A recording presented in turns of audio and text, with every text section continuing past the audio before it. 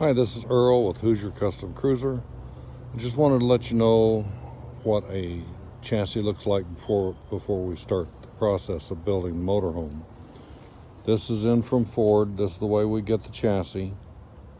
This one has some extra features on it,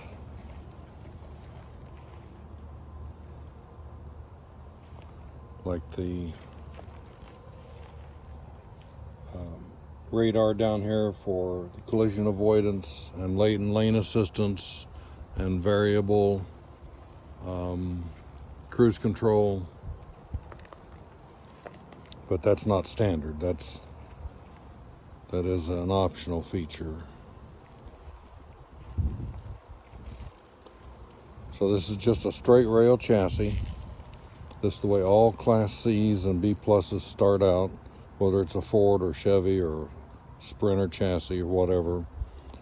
This is kind of what it looks like before the construction begins. Our next step would be to send this off and have it stretched, because we use a longer wheelbase. Otherwise there's too much overhang in the back end if we try to add all that on. So for our 28T model, we do a 48-inch stretch. So this will be cut right along here, and they'll do new drive shafts and everything. I'll get pictures of that on the next step as we go along.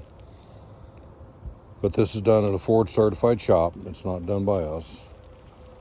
And so it does not affect the Ford warranty. This is a process that all coaches go through, except for just a few floor plans where you can use the same wheelbase, but that's very limited.